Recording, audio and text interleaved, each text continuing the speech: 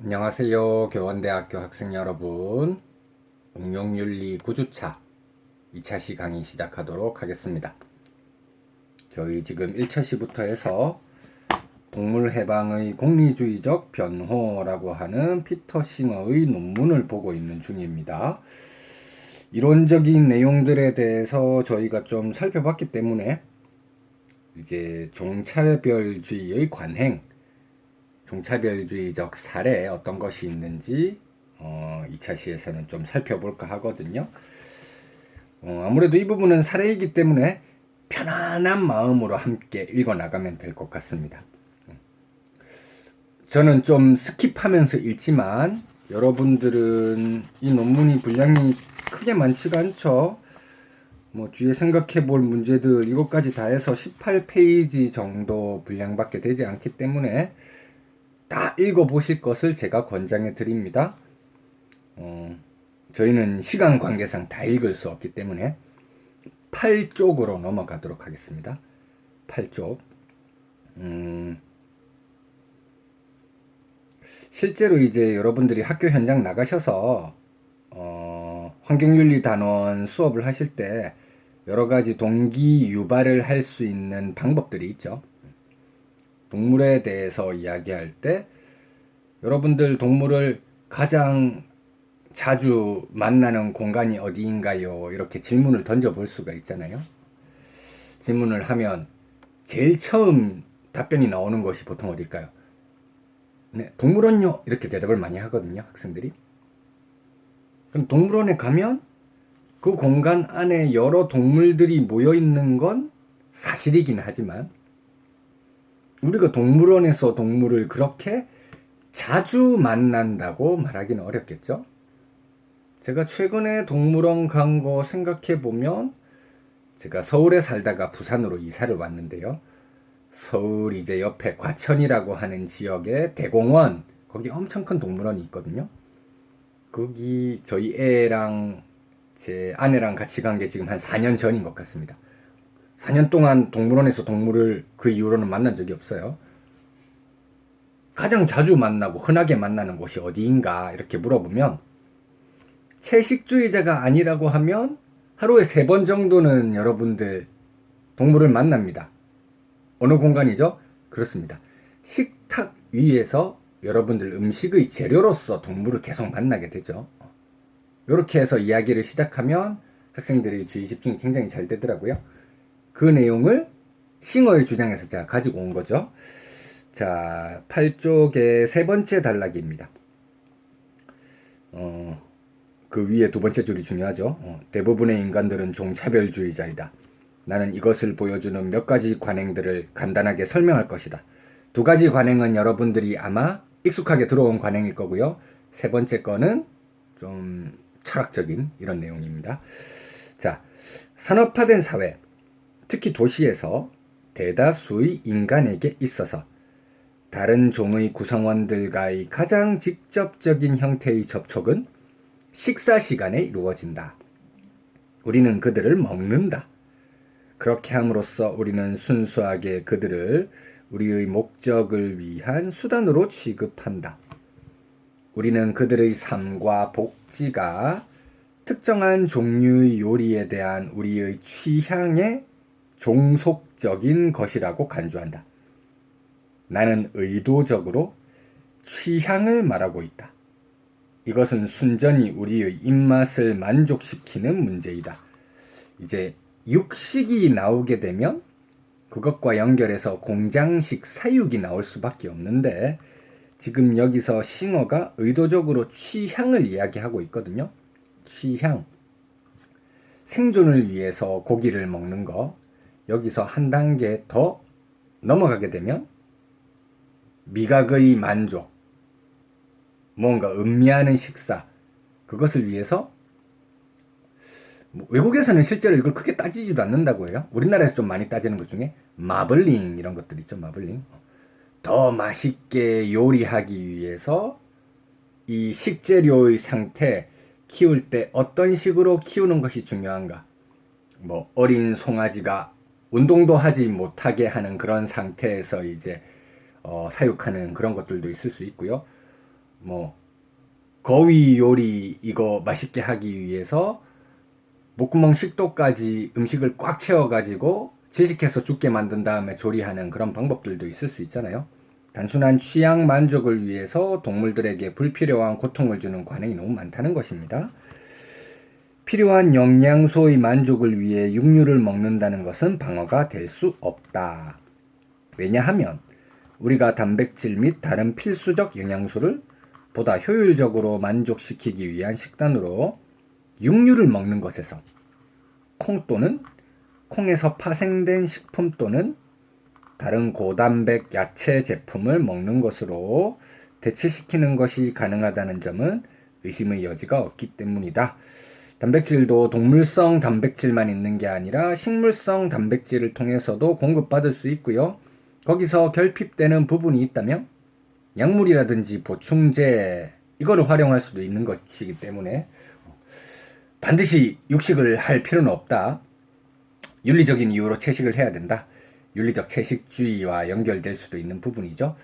저희가 이제 응용윤리 이번 학기 강의 처음 만났을 때 제가 여러분들께 행위의 구분, 여러 가지 행위의 종류들을 나누어 드리면서 의무적인 행위와 초과 의무적인 행위 이야기했었죠. 보통 사람들한테 윤리적 채식주의 이렇게 이야기하면 초과 의무일 겁니다. 근데 싱어는 그것을 의무 수준까지 끌어내려 보려고 시도를 하고 있는 것이죠. 자, 우리의 입맛을 만족시키기 위해 다른 종들에게 우리가 무엇을 할 준비가 되었는지를 나타내는 것은 단지 죽이는 행위만은 아니다. 그들이 살아있는 동안 우리가 동물에게 주는 고통은 아마 우리가 그들을 죽일 준비가 되어 있다는 사실보다 우리의 종차별주의에 대한 더 명확한 표시일 것이다. 공장식 사육, 팩토리 파밍 이야기하는 부분입니다.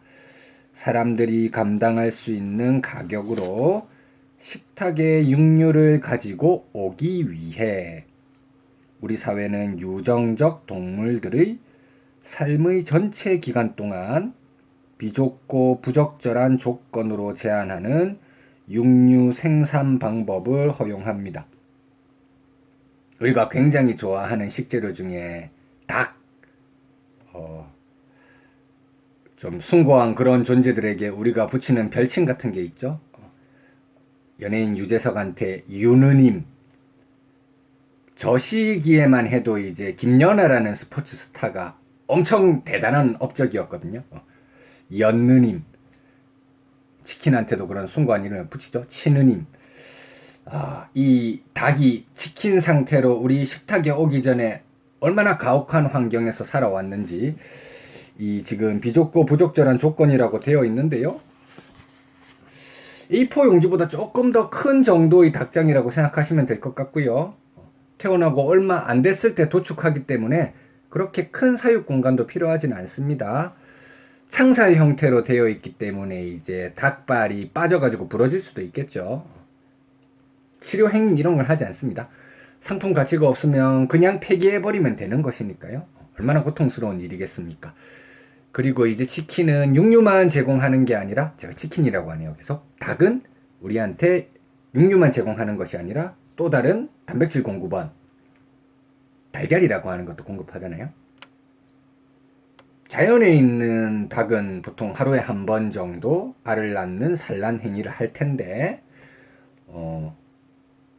언제가 이제 알을 낳는 자연적인 그런 시점이라고 할 수 있을까요?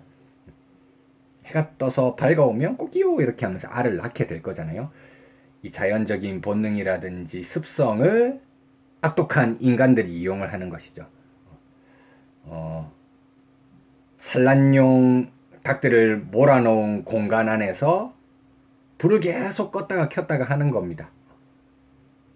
알을 낳고 나면 불을 꺼가지고 닭이 졸 수 있는 그 정도 시점이 될 때까지 있다가 짧은 시간 지나서 다시 켜면 또 알을 낳게 되고 반복적으로 이런 행동을 하게 되는 것이죠. 정상적인 알 낳는 그런 과정이라든지 순환의 사이클을 벗어나서 너무 극단적으로 알 낳는 기계처럼 간주하기 때문에 그 건강이라든지 닭의 신체 상태 이런 게 굉장히 참혹하다고 알려져 있죠. 인간들이 그런 방식으로 가혹한 사육을 하고 있다는 겁니다. 여기서 이제 그거를 꼬집고 있는 문장이 있죠. 동물은 사료를 육류로 전환시키는 기계처럼 취급되며, 그쪽으로 넘어가겠습니다. 더 높은 전환율을 결과로 초래하는 혁신이 채택되기 쉽다. 이 주제에 대해 글을 쓴 한 저자는 잔인함은 수익성이 사라질 경우에만 인정된다고 말했다고 하네요. 수익성을 위해서라면 잔인함이라고 하는 건 그런 표현 자체가 사치라는 거죠. 이야기하지 않는다는 겁니다. 돈 벌기 위해서 동물한테 잔인한들 어떠리 이렇게 생각한다는 겁니다. 내가 말했듯이 무엇보다도 우리의 입맛을 만족시키는 음식을 제공하기 위한 이런 관행들, 다른 동물을 먹기 위해 그들을 사육하고 죽이는 관행들은 우리 자신의 사소한 이익을 충족시키기 위해 다른 존재의 가장 중요한 이익을 희생시키는 분명한 사례이다. 종차별주의를 피하기 위해 우리는 반드시 이런 관행을 중단해야 하며, 우리 각자는 이런 관행을 지지하는 것을 중단할 도덕적 책무가 있다. 우리가 중단해야 할 관행은 육류 산업에 필요한 모든 지원을 말한다. 좀 과격한 입장이네요. 그러한 지원을 중단하기로 하는 결정은 어려울 수 있다. 하지만 백인 남부 사회가 그들의 전통에서 벗어나 노예를 해방시키는 것은 더 이상 어렵지 않다. 우리가 식습관을 바꾸지 않는다면 자신의 삶의 방식을 바꾸지 않는 노예 소유주를 어떻게 비난할 수 있겠는가? 첫 번째 종차별주의의 관행, 공정식 사육, 그것과 연결되어 있는 육식의 문제 나왔고요. 두 번째, 종차별주의 관행하면 무엇이 많이 떠오르십니까? 맞습니다. 불필요한 고통을 야기하는 여러 가지 동물 실험들, 그 내용이 나오네요. 한 단락 정도로 짧게 나오고 있습니다. 사실 이 내용을 하면서 인간에 대한 내용과 좀 비교하는 그런 논의도 나오기도 해서 짧게 나오는 것 같아서요.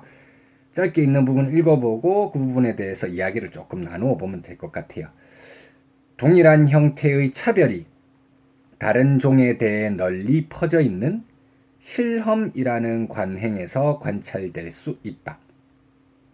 특정 물질이 인간에게 안전한지 알아보기 위한 실험, 또는 학습에서 심각한 처벌이 미치는 영향을 알아보기 위한 심리학적 이론에서의 실험, 또는 다양한 새로운 화합물을 만들어내는 실험 등에서 차별이 나타난다. 특정 물질이 인간에게 안전한지 알아보기 위한 실험, 임상 실험을 인간 대상으로도 하고 그 전에 동물을 대상으로도 거치잖아요. 사실 지금은 거의 종식된 것 같긴 한데, 코로나19 같은 경우에 그게 갑자기 퍼지기도 했고 백신 개발 기간이 굉장히 짧았잖아요. 그래서 충분한 임상을 거치지 못해가지고 우리나라에서도 많은 부작용 사례들이 속출했던 것으로 이렇게 알려져 있었죠. 의약품이라든지 백신 이런 거는 당연히 인간 대상 임상 실험 이전에 동물에 대한 임상 실험, 안전이라든지 생존과 관련된 문제이기 때문에 어느 정도 동물 실험의 필요성이 요청되는 그런 상황이 있을 수는 있습니다. 그 다음은 이제 학습에서 심각한 처벌이 미치는 영향 알아보기 위한 심리학적 이론에서의 실험. 심리학과 여기서 실험을 많이 하거든요. 여러분들 다 지금 교육계열, 사범계열 공부를 하고 있는 분들이니까 교육학 수업 듣잖아요. 교육 심리 생각해 보시면 거기 보면 동물들 데리고 계속 실험을 합니다. 걔한테 종을 치고 침을 흘리는지 안 흘리는지, 비둘기를 상자 안에 넣어가지고 스위치 눌리고 막 사료를 주고 쥐가 미로를 왔다 갔다 하게 하고, 이런 식의 실험 심리학에서 굉장히 많이 하죠. 동물 해방 책에 보면 이 실험에 대해서 방대하게 서술한 다음에 이 심리학 실험들이 얼마나 쓸데가 없는 것이냐, 이 실험들의 결과는 대부분 90% 이상이 실험 결과 유의미한 결론을 도출하지 못했다. 이렇게 끝나는 경우가 많다고 하거든요. 실패하는 실험이 그렇게 많은데 굳이 동물들한테 고통 주는 실험을 할 필요가 있을까? 이런 식으로 자조 섞인 진술이 있기도 하더라고요. 인류 역사에서 이제 오랜 옛날부터 동물에 대한 실험이라는 건 있어 왔습니다. 그게 이제 대규모 형태로 동물에 대한 실험이 진행되기 시작한 시점이 세계 대전 시기라고 하더라고요. 이것도 제가 동물 해방에서 읽은 부분을 소개해 드리는 건데요. 세계 대전, 전 지구적 범위의 전쟁이라고 하면 그 이전에 일어났던 국지전들과는 다른 양상이겠죠. 그 이전에는 뭐 보병들이 뛰어가가지고 칼로 싸운다거나 창으로 싸운다거나 원거리에서 타격을 하기 위해서는 화살 같은 걸 이용할 수 있었겠죠.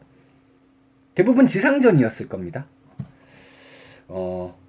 바다에서 싸우는 경우라고 해도 해상, 물 위에 떠 있는 배에서 이제 전쟁을 하는 그런 경우, 인간들이 일상적으로 살아가는 환경이 전쟁 상황으로 변했을 뿐인 것이죠.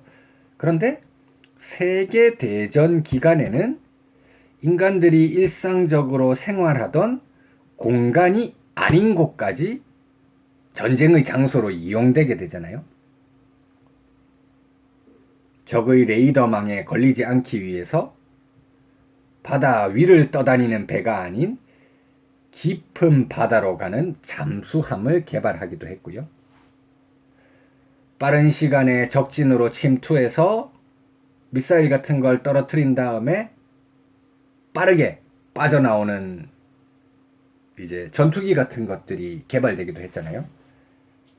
깊은 바다, 심해 혹은 높은 하늘, 인간이 가보지 못했던 미지의 영역입니다. 과연 이런 곳에 인간이 안전하게 갈 수 있을까?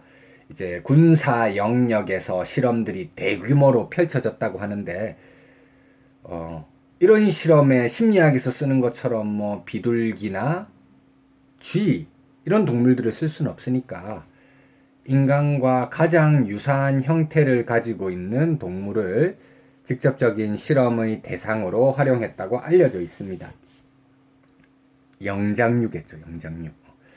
침팬치, 오랑우탄 이런 동물들을 잠수함 모형에 넣고 그리고 비행기 모형에 태우고 인공적으로 이제 한 공간 안에 넣어가지고 깊은 바다 그리고 높은 하늘을 가정해서 기압을 조정을 하는 것이죠. 어느 정도까지 바다 밑으로 내려가고 하늘 위로 올라가는 게 과연 안전할 것인가 이걸 알아보기 위한 실험이라고 할 수 있겠죠. 기압 조절을 언제까지 할까요?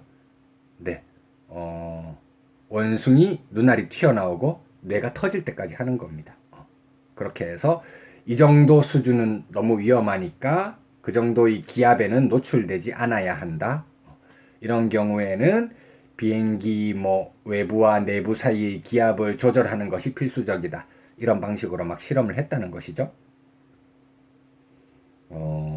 최근에 가장 많이 실험을 하는 건 여기서 이제 특정 물질이 인간에게 안전한지 알아보기 위한 실험으로서 제가 백신이라든지 약품 이야기 했는데 인간과 관련해서 유해한지 무해한지 테스트하는 광범위한 실험이 지금 현대사회에서 가장 많이 벌어지는 게 상업 영역, 미용과 관련된 화장품은 직접 피부에 닿는 재료잖아요.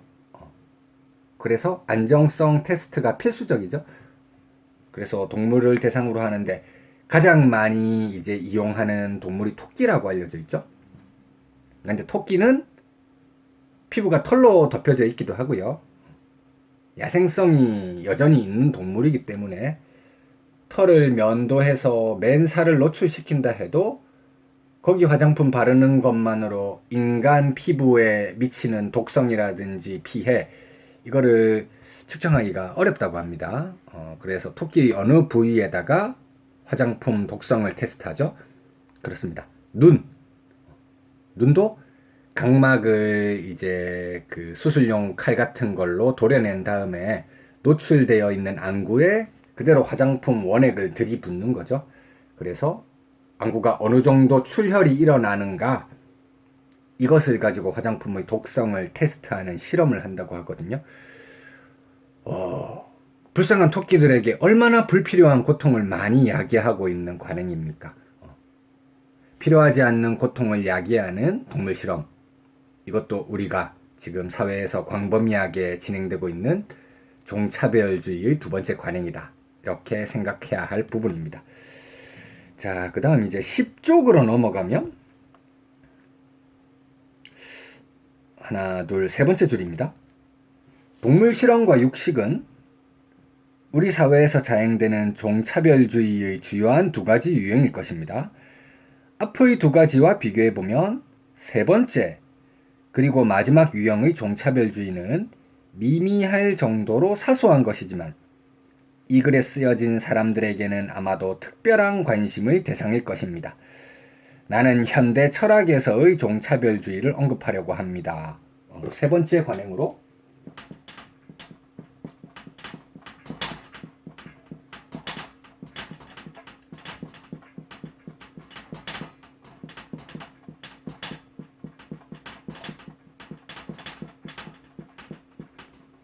우리는 싱어 종차별주의 관행하면 주로 공장식 사육이나 동물 실험의 문제에 대해서만 이야기했는데, 우리와 같은 학문의 영역에 있는 사람들이 특별히 관심을 가져야 할 세 번째 유형의 종차별주의가 바로 현대 철학에서의 종차별주의이다. 인간 중심주의적인 그런 윤리 이론들이 지금까지 계속 득세해왔고 현대에도 여전히 마찬가지다, 이런 식으로 비판을 하고 있는 거죠. 어떤 내용인지 굉장히 좀 흥미진진하지 않나요? 함께 읽어보도록 하겠습니다. 그 뒤부터 좀 멋있는 말들이 많이 나옵니다. 저는 그 뒤 단락들을 보면서 좀 감동받았는데요. 철학은 그 시대의 기본적인 가정들의 의문을 제기해야 한다. 나는 대부분의 사람들이 당연한 것으로 생각하는 것을 비판적으로 신중하게 검토하는 것은 철학의 주요 임무이며 철학을 가치 있는 활동으로 만드는 것이 바로 이 임무라고 믿는다. 안타깝게도 철학은 그 역사적 역할에 있어서 항상 그러한 역할을 수행하지는 못했다. 철학자는 인간이며 그들이 속한 사회의 선입견에 영향을 받게 된다. 때때로 그들은 널리 퍼져 있는 이데올로기로부터 벗어나는 데 성공하기도 한다. 더욱 자주 그들은 그러한 이데올로기의 가장 정교한 방어자가 된다. 오늘날의 대학들에서 이루어지는 철학은 다른 종과 우리의 관계에 대한 누구의 선입견에도 도전하지 않는다. 그 당시 인간 이해의 존재에 대한 도덕적 고려, 이것에 대한 철학적 논의가 거의 전무한 실정이었는데 싱어가 도전적인 논의를 던지면서 등장한 거죠. 철학계의 해성같이 등장하게 된 계기가 이겁니다. 이 문제를 다루는 철학자들은 그들의 글을 통해 다른 모든 사람들처럼 의문의 여지가 없는 같은 가정을 만들었음을 밝힌다. 그리고 그들이 말하는 것은 사람들이 편안하게 여기는 종차별주의적 습관들에 대한 확신을 독자들에게 주려는 경향이 있다. 이렇게 하면서 여러 가지 내용들이 나오는데요. 이제 그런 논의를 펼치다가 뭔가 주장이 좀 막힐 때 너 쓸데없는 소리 하지 마. 도덕이라고 하는 건 숭고한 영역, 존엄한 인간에게 필요한 거야. 이런 식으로 도피하려고 하는 견해가 철학자들한테 보인다는 겁니다. 이제 그 내용이 12쪽 가장 마지막 줄부터 나오는데요. 인간과 동물을 구분하는 것으로 공통적으로 생각되는 도덕적 심연을 위한 기초를 마련해야 하는 상황에서 인간의 평등을 훼손하지 않으면서 그 작업을 수행할 구체적인 차이점을 발견할 수 없는 상황에 직면할 때 철학자들은 모호한 태도를 취하는 경향이 있다. 그들은 인간 개개인의 본래적인 존엄성과 같은 과장된 문구에 의존한다. 뭔가 좀 칸트류의 철학을 돌려가기 하는 그런 느낌이 들죠. 그들은 모든 인간의 본래적 존엄 가치를 말하며 마치 모든 사람들이 다른 존재는 가지지 않는 어떤 존엄 가치를 가지는 것처럼 말한다. 여기 이제 존엄 가치가 그냥 value가 아니라 worth로 되어 있어서 제가 이렇게 아마 번역을 했을 겁니다. 존중 가치로 번역할 수도 있겠고요. 저희가 생명중심주의 테일러 가면 테일러도 worth 쓰거든요. 거기서 한 번 더 이야기해 보면 좋을 것 같습니다. 또는 그들은 오직 인간만이 그들 자체의 목적이며 반면에 인간이 아닌 다른 존재는 오직 인간을 위해서만 가치를 가질 수 있다고 말한다. 이런 식으로 이야기하면서 마지막 한 두 줄 정도만 읽어보고 이번 시간은 끝내도록 할 텐데요. 14쪽 넘어와서 첫 번째 단락 아래에서 세 번째 줄 지금 존엄성 이런 이야기 하고 있잖아요. 철학자들은 종종 다른 이유가 부족한 것처럼 보일 때 존엄성, 존경심, 존엄 가치에 대한 개념을 소개하고는 한다. 증명하기 어려운 개념들이죠. 그러나 이것만으로는 충분히 좋은 설명이라 하기 어렵다. 훌륭한 문구는 논의에서 도망치려고 하는 사람들의 마지막 자원이다. 이거는 증명이 불가능한 거야. 제일 처음 딱 못 받고 가는 거기 때문에 여기에 대해서 더 이상 왈가왈부하면 안 돼. 신성모독 같은 거야. 이렇게 도망치려고 하는데 철학자로서 훌륭한 태도는 아니라는 겁니다. 이런 현대 철학에서의 종차별주의를 반대하면서 과감한 도전장을 내밀었던 게 싱어의 공헌이다 라고 알아두시면 좋을 것 같습니다.